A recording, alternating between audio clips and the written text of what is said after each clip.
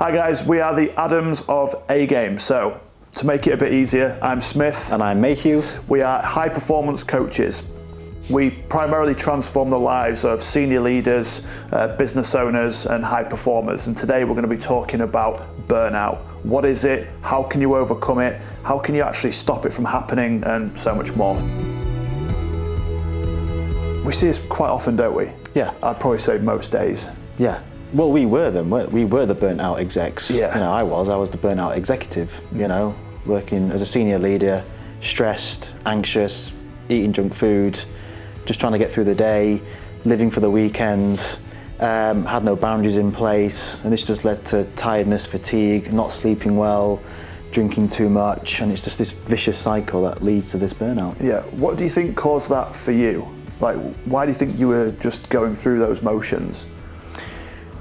What caused it for me was not having any boundaries in place and not understanding the differences between boundaries and non-negotiables, not really having much structure in place, but also I think it was the alcohol, drinking too much alcohol at that time. Not that I was an alcoholic or anything, I was just a mid-lane drinker, but that would throw everything out. That would affect my sleep, that would affect my consistency. I had no real strategy when I went to the gym. I was just eating anything that, you know, that was there, didn't really have any strategy around the food.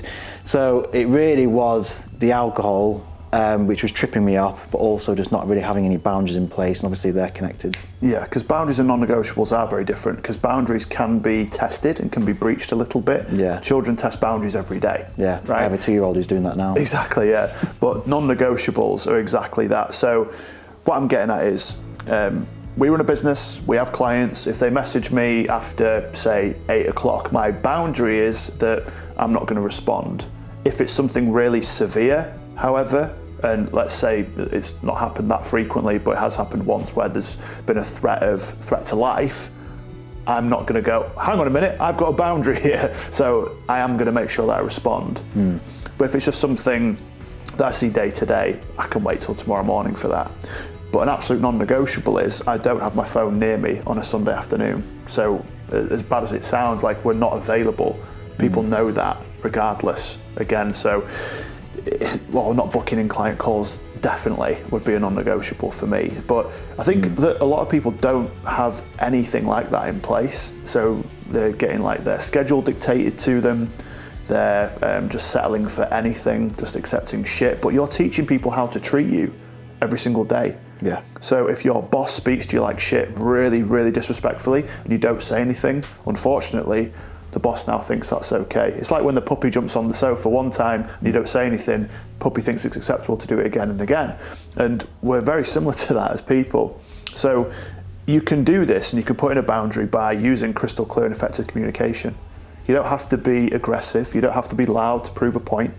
You can literally just say it very calmly and get your point across. So I think it'd be good to go over some of the points that we look to prevent burnout, right? And we look at the ethos of health feeds performance. Yeah. If you're looking after your health, you are going to perform better, not just at work, but in your relationships, in sport, in just about everything, aren't you? Right. So some absolute basics, and some of this might seem a little bit too basic, right? But making sure you get enough water in. You want to be aiming to drink 1 litre per 25 kilograms of body weight as a rough gauge. Are you getting outside? Are you eating a healthy diet? Then you can start to look at other things, because again, it's the very definition, isn't it, of that's too easy to do. So that can't be the explanation. Well, no, it can be. If it's easy to do it, it's easy not to do it. So start with those 3 basics first. Eat right, drink water, get outside more. Then you can start adding stuff on top. Like, you love journaling, don't you? And you love meditation. Yeah. Why do you think they're so important to prevent burnout though?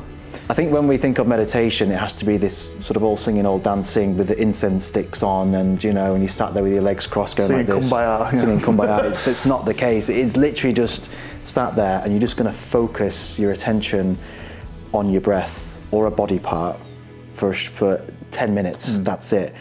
And you know, clients that we've helped with this, just to build the practice in, it may just be for 3 minutes. So in the morning for 3 minutes, before you do anything, before you even reach for your phone, before you help anyone else or help your children or anything else, just do 3 minutes of breathing and then start the day. Yeah. Because this can just help recenter you, refocus, and then take action. Yeah, so the journaling's great because it's that old adage, isn't it? Once you're in your head, you're dead. Yeah. And so many people, especially men, don't feel like they've got anyone that they can talk to.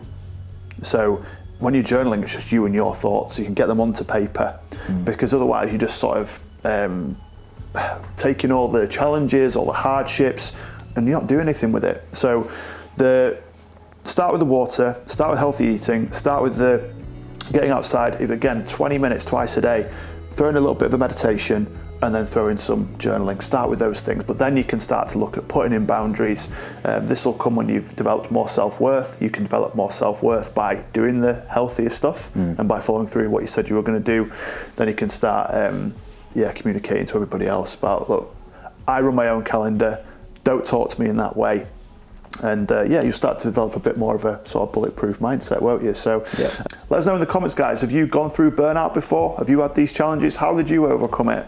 If you like this video, hit like, subscribe and follow, and we'll see you next time.